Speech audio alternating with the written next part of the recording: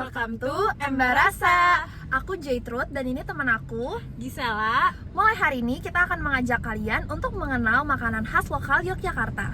Nah, kita mau ngajak kalian untuk memperkenalkan makanan-makanan khas lokal Yogyakarta supaya makanan-makanan lokal khas Yogyakarta ini dapat dikenal oleh mancanegara dan juga dapat menjadi alat diplomasi budaya. Nah, langsung aja yuk ke tempat pertama. Hai guys, jadi kita udah nyampe di tempatnya, yaitu Ayam Pedas Artomoro yang berlokasi di Jalan Palagan Tentara. Nah, untuk informasi selanjutnya, yuk langsung aja kita tanya-tanya ke penjualnya. Assalamualaikum warahmatullahi wabarakatuh. Nama saya Gita Amalia. Di sini saya sebagai pemilik dari Ayam Bakar Pedas Artomoro Yogyakarta, khususnya di Jalan Palagan kilometer 7,8. Halo Kak Gita, Iya. Nama Gisel sama aku Jet dari Kampus Salatiga Jakarta.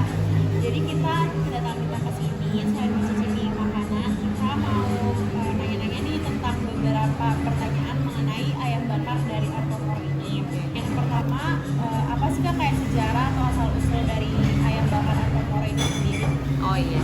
Jadi kalau sejarahnya Ayam Bakar Artomoro ini kan sebenarnya bukan hanya di sini saja ya, tapi ada di berbagai kota. Nah, kita ini sebetulnya kan salah satu cabang dari pusatnya.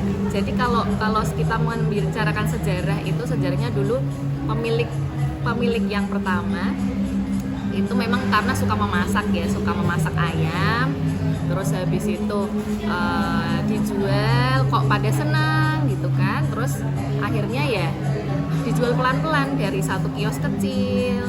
Terus habis itu jadi ini sejarahnya dari ibu saya juga, ibu mertua saya juga itu suka jajan di situ, suka makan di sana.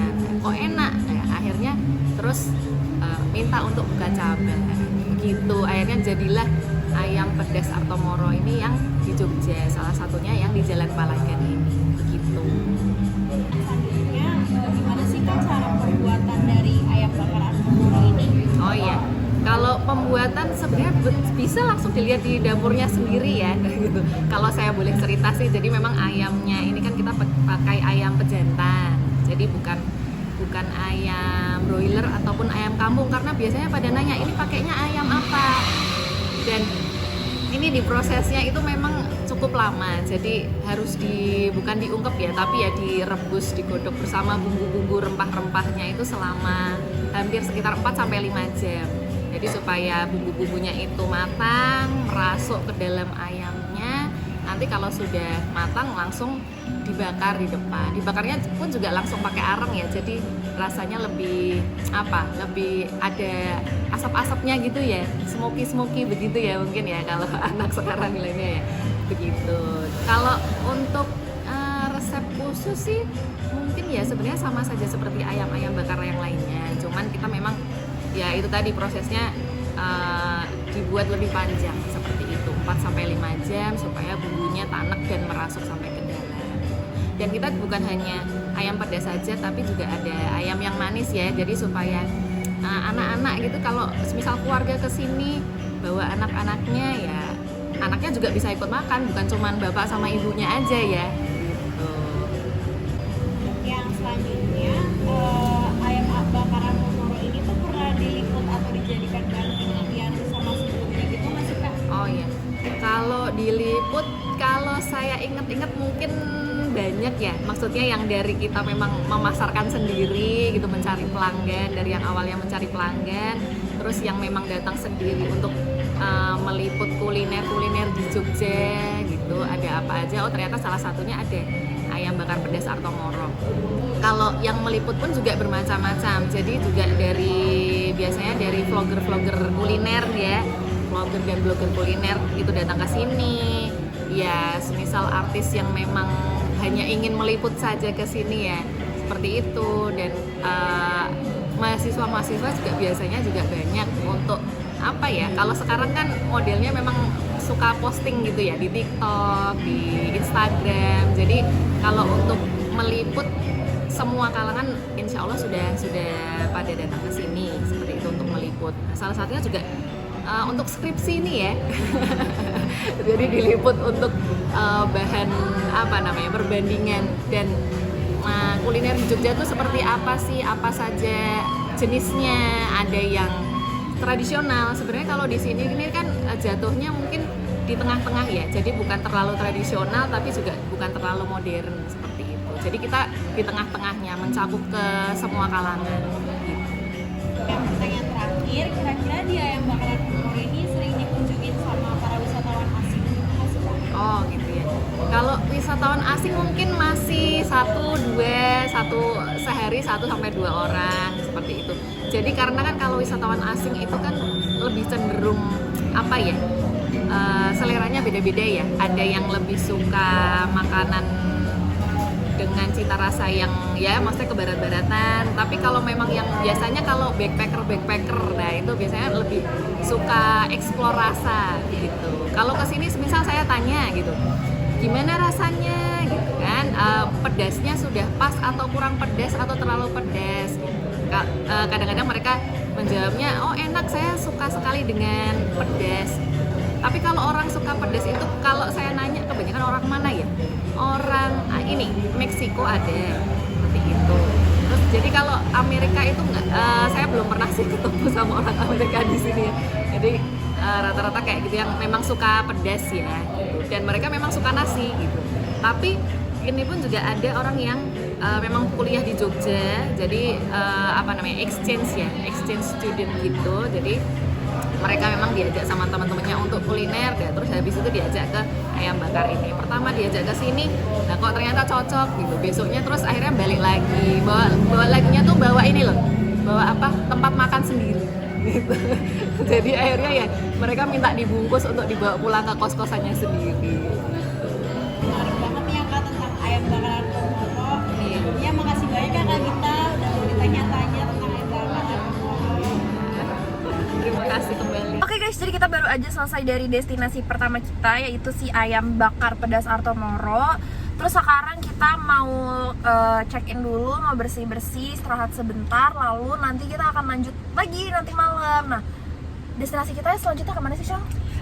Kita pokoknya nanti mau cari untuk makan malam yang enak dan tentunya itu pasti makanan khas lokal Yogyakarta ya. Sini kita mau cari buat makan malam dan pastinya kita akan makan makanan khas lokal Yogyakarta. Jadi buat kalian yang penasaran, stay tune aja. Keep on watching, bye-bye. Bye-bye. See you tonight. Oke guys, jadi kita sekarang udah selesai siap-siap, terus juga tadi udah sempat istirahat juga. Dan sekarang kita mau lanjut ke destinasi yang kedua. Rencananya sih kita mau sambil keliling. Sebenarnya kita udah ada list-list yang pasti yang mau kita kunjungin, cuman tetap aja kita mau sambil keliling daerah Jogja biar lebih explore. Siapa tahu ada destinasi-destinasi yang nggak ada di list kita. Jadi ikutin terus ya. Yuk. Halo guys, jadi kita udah sampai nih ke tempat destinasi kedua kita, yaitu di Sate Kelatak Pak Pong. Nah, sebenarnya Sate Kelatak Pak Pong ini tuh ada beberapa cabangnya, cuman kita memutuskan untuk pergi yang di Jalan Sultan Agung. Nah, dan kita juga udah pesan makanannya, kita pesan signature dish-nya mereka, yaitu sate kelataknya sendiri dan beberapa menu lainnya. Jadi sekarang kita tinggal tunggu aja deh.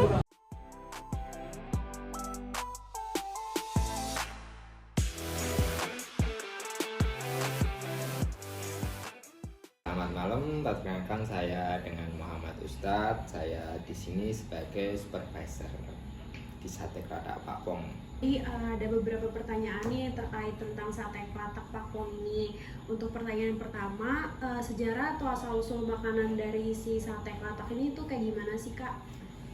Kalau buat sejarah dari Sate Kelatak sendiri, dulu awal-awal itu sebenarnya dari namanya Pak Jupaini. Itu kakeknya Pak Pong.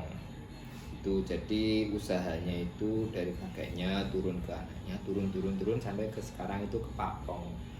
Tapi Kelatak kan ada banyak ya di sini. Ada banyak warung kan. Jadi nggak cuman Pak Pong yang Kelatak itu, banyak. Cuman yang terkenal kan Pak Pong saat ini. Itu. Yang pertanyaan keduanya, cara pembuatan dari Sate Kelatak Pak Pong ini kayak gimana sih, Kak? Oke, buat cara pembuatan, kalau zaman dulu pertama-pertamanya itu cuman daging diiris kan, pakai jeruji sepeda, terus bumbunya cuman pakai garam. Jadi kalau dulu kalau dibakar itu masih bunyi. Nah, kalau seiring berkembangnya waktu kan sekarang udah garamnya itu dilarutin sama bawang sama kemiri. Jadi udah nggak bentuk garam lagi, udah bentuk cair. Mungkin kayak itu kalau bumbu buat sate klatak kan? Ya, cuman kayak gitu. Nanti penyajiannya dikasih piring, terus di bawahnya ada kuah gulainya. Yang selanjutnya, kira-kira pernah nggak sih Kak sate klatak Pak Pung ini diliput sama media lain atau acara atau vlogger makanan yang lainnya? Kalau buat liputan sih sampai saat ini banyak, vlogger banyak, liputan juga acara TV lumayan banyak sampai saat ini. Kalau nyebutin lupa Mbak, banyak tapi. Yang terakhir, kira-kira di sate klatak Pak Pung ini banyak gak sih Kak kunjungan dari turis untuk makan ke sini? Alhamdulillah lumayan banyak kalau buat turis. So ada yang datang sendiri, ada yang bawa guide kan.